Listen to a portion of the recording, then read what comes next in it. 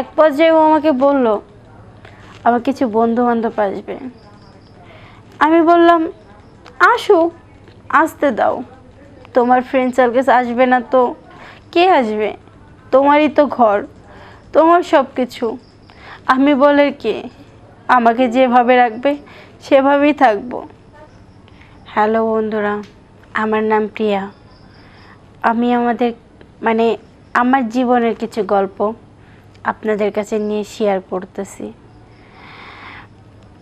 মানে আমি খুব গরিব ঘরের মেয়ে, নামটা তো জানেনই, প্রিয়া, এক কৃষকের মেয়ে।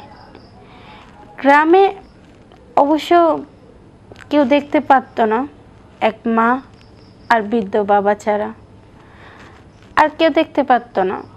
সবার মাথার মনি হয়েছিলাম।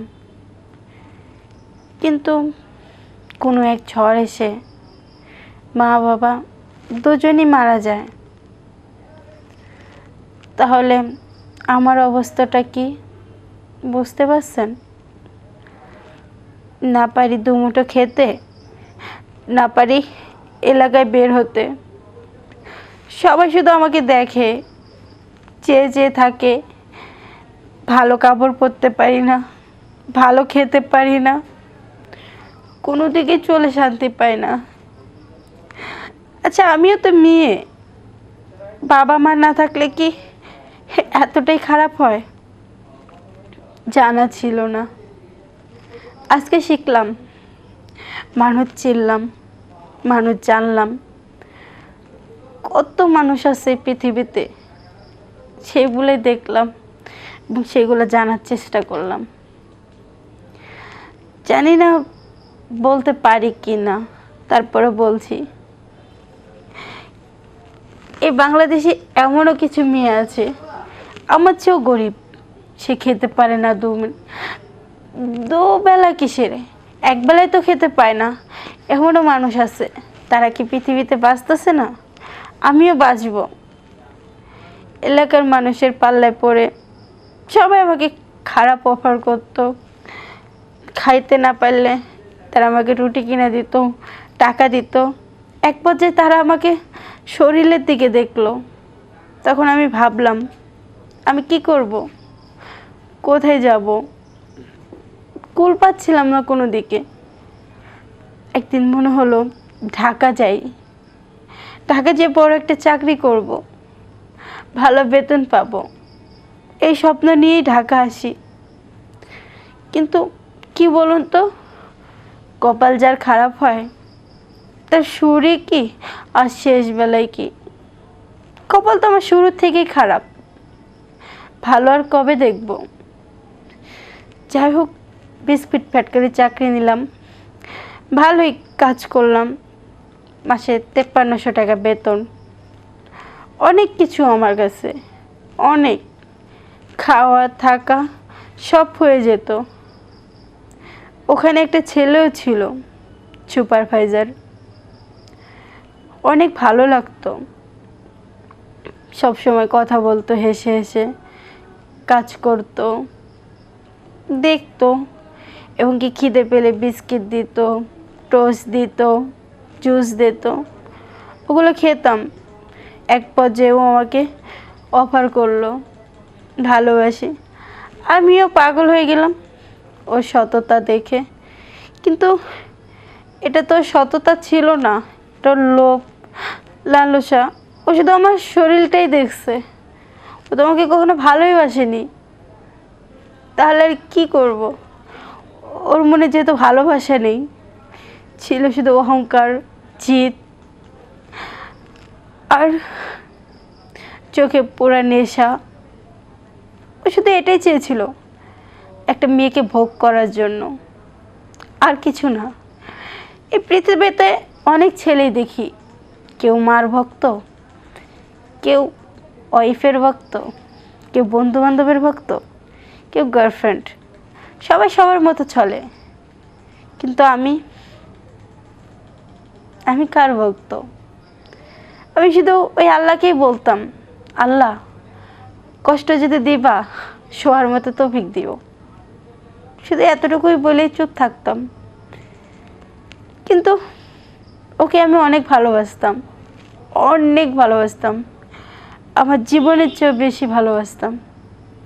কিন্তু ও এরকম করবে ভাবতেও পারিনি যে ওরকম কী কারণে এরকম করলো আমি কিচ্ছু বুঝতে পারি না। যাই হোক, ওরা তো সুপারভাইজার, বলে আর কি লাভ। আর আর কিছু বলা লাগবে কিনা জানি না আমি, কিন্তু আমার গল্পটা তো আপনি শুনতেইছেন। সুপারভাইজারটাও যে এমন হয় জানা ছিল না।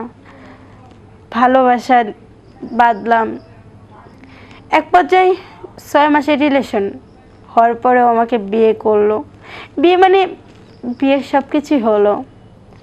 6 মাস একসাথে থাকলাম, খাওয়া দাওয়া সব কিছু একসাথে। এক পর্যায়ে ও আমাকে বলল আমার কিছু বন্ধু বান্ধব আসবে। আমি বললাম আসুক, আসতে দাও, তোমার ফ্রেন্ড সার্কেল আসবে না তো কে আসবে? তোমারই তো ঘর, তোমার সব কিছু। আমি বলে কি, আমাকে যেভাবে রাখবে সেভাবেই থাকবো। ও বাজার করলো, রান্নাবাড়ি করলাম, সব কিছু হলো। কিন্তু ওর বন্ধু বান্ধবের সাথে যে আমার সাথে এমন করাবে আমি কখনো বুঝতেও পারিনি, এটা কল্পনাও করিনি যে ও আমার সাথে এমন করবে। কেন এমন করলো বুঝতে পারিনি। যাই হোক, আমার জীবনের কথা তো শুনলেনই আপনারা। আসলে কি বলেন তো, মানুষের জীবনে এরকম হতেই থাকে। দোয়া করি যে যা করে খেতে পারে সে তাই করি খাক, কিন্তু আমার মতো এরকম ভুল যেন কেউ না করে। সবার কাছে এটাই অনুরোধ লাগে, প্লিজ এরকম কাজ আর কখনো করবেন না। হাজব্যান্ড ওয়াইফ এর ভিতর আবার কিসের সন্দেহ আর কিসের ভুল বোঝাবুঝি?